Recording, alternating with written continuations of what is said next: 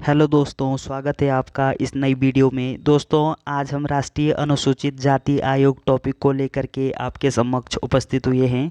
तो फ्रेंड्स, बिना देरी किए इस आयोग को शुरू करते हैं। चलिए दोस्तों, जब हम एससी आयोग के संदर्भ में बात करते हैं तो एससी आयोग का जो उल्लेख है वो भारतीय संविधान के अनुच्छेद 338 में किया गया। आपसे प्रश्न पूछा जा सकता है कि एससी आयोग का उल्लेख संविधान के किस अनुच्छेद में वर्णित है, तो आपका सही उत्तर क्या होगा? अनुच्छेद 338 में। आगे बढ़ते हैं। एससी आयोग एक संवैधानिक निकाय है। आपसे प्रश्न पूछा जा सकता है कि एससी आयोग कैसा निकाय है, तो आपका सही उत्तर होगा संवैधानिक निकाय। संवैधानिक निकाय हम उस निकाय को कहते हैं जिसका संविधान में उल्लेख होता है। आगे बढ़ते हैं दोस्तों।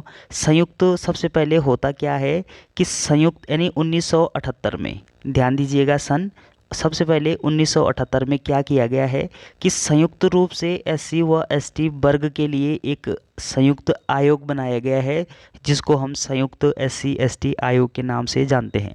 तो ऐसा जो आयोग है, यानी संयुक्त जो एससी एसटी आयोग है, वो कब बनाया गया है? तो हमारा सही उत्तर होगा वर्ष 1978 में।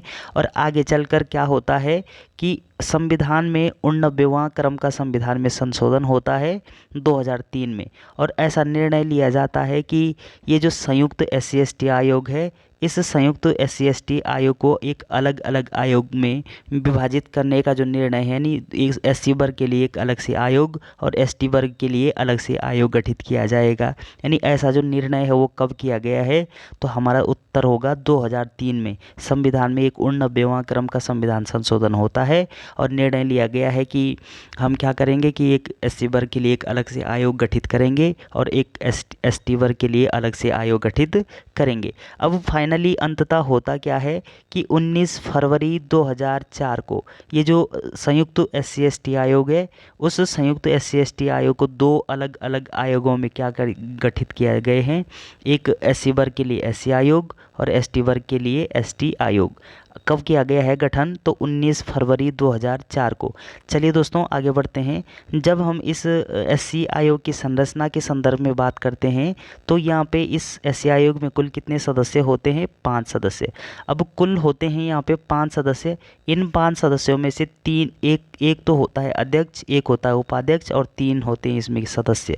तो इन 5 सदस्यों में से क्या होता है? कुल 5 सदस्य होते हैं, एक अध्यक्ष, एक उपाध्यक्ष और 3 इसमें सदस्य होते हैं। और जब हम इन अध्यक्ष व सदस्यों की नियुक्ति के संदर्भ में बात करते हैं तो इन सभी की नियुक्ति कौन करता है? राष्ट्रपति, भारत के राष्ट्रपति के द्वारा ये नियुक्त होते हैं। और जब ये अपना त्यागपत्र अगर देना चाहें तो भारत के राष्ट्रपति को ये अपना त्यागपत्र देंगे। अगर त्यागपत्र देना चाहें तो भारत के राष्ट्रपति ये आपको अपना त्यागपत्र संबोधित करेंगे और राष्ट्रपति के द्वारा इनकी नियुक्ति की जाती है।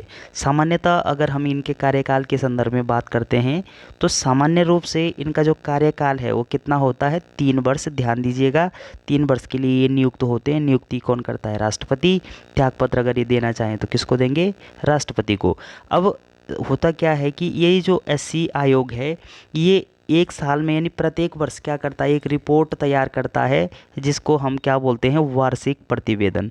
अब आपसे प्रश्न पूछा जा सकता है कि एससी आयोग अपना वार्षिक प्रतिवेदन किसको सौंपता है? तो हमारा सही उत्तर होगा राष्ट्रपति को।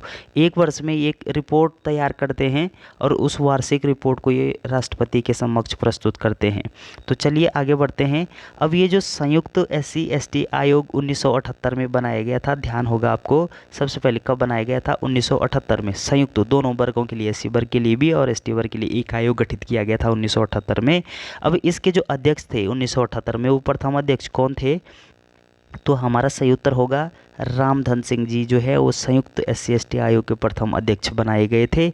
और फाइनली जब ये 2003 में निर्णय लिया जाता है कि एससी वर्ग के लिए एक अलग से आयोग गठित किया जाएगा और एसटी वर्ग के लिए भी एक अलग आयोग गठित किया जाएगा। और फाइनली 2004 19 फरवरी 2004 को जब ये अलग अलग अस्तित्व में आते हैं दो आयोग, तो इस एससी आयोग का जो प्रथम अध्यक्ष होता है 2004 में, वो कौन बनते हैं? सूरज भानजी को बनाया जाता है। सूरज भानजी को क्या बनाते हैं? वो संयुक्त एससी एसटी आयोग के अध्यक्ष नहीं होते हैं, वो बल्कि क्या होते हैं?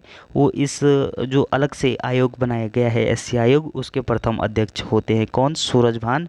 और इनका जो कार्यकाल है वो 2004 से 2006 तक ये अपने पद पर बने रहते हैं। आगे जब हम बात करते हैं कि वर्तमान समय में एससी आयोग के जो अध्यक्ष हैं उनका नाम क्या है, तो हमारा सही उत्तर होगा विजय सांपला जी। ये वर्तमान समय में क्या है, एससी आयोग के अध्यक्ष हैं दोस्तों। और ये जो अरुण हालदार जी हैं ये उपाध्यक्ष हैं, किसके, एससी आयोग के उपाध्यक्ष हैं वर्तमान समय में। और जब हम इस एससी आयोग के कार्यों के संदर्भ में बात करते हैं तो ये एससी आयोग क्या क्या कार्य करता है, तो चलिए दोस्तों बात करते हैं। यानी एससी वर्ग के जो संवैधानिक संरक्षण होते हैं, संवैधानिक जो अधिकार होते हैं, इन अधिकारों का संरक्षण कौन करता है, एससी आयोग। और सब अन्य जो मामले होते हैं इनका क्रियान्वयन करने का काम होता है इस एससी आयोग का। और अगला जो बिंदु है कि एससी वर्ग के सभी जो मामले हैं उन सभी मामलों की जांच पड़ताल करना और सुनवाई करने का अधिकार होता है इस एससी आयोग के पास। तो और अगला है कि एससी वर्ग के जो लोग हैं, एससी वर्ग के जो व्यक्ति हैं, उनके सामाजिक आर्थिक विकास हेतु योजनाओं पर केंद्र तथा राज्य सरकारों को सलाह देना, ये एससी आयोग का क्या होता है, एक काम होता है। तो दोस्तों आपसे प्रश्न पूछा जा सकता है कि संयुक्त एससी एसटी आयोग पहली बार गठित कब होता है, आपका उत्तर होगा वर्ष 1978 में। दोनों वर्गों के लिए एक आयोग गठित किया गया जिसको हम संयुक्त एससी एसटी आयोग के नाम से जानते हैं। फिर आगे चलकर संविधान में 89वां क्रम का संविधान में संशोधन होता है, कब, 2003 में। और 2003 में निर्णय लिया जाता है कि ये जो संयुक्त एससी एसटी आयोग है, इस संयुक्त एससी एसटी आयोग को दो अलग अलग आयोगों में गठित कर दिया जाए। तो एक एससी वर्ग के लिए एक अलग से आयोग बनता है और एसटी वर्ग के लिए एक अलग से आयोग बनता है। और अंततः होता क्या है कि ये जो अलग अलग आयोग हैं, ये अलग अलग आयोग 19 फरवरी 2004 को ये अलग अलग आयोग अस्तित्व में आते हैं। तो दोस्तों वीडियो अगर आपको अच्छी लगती है तो चैनल को सब्सक्राइब करना ना भूलें। Thanks for watching.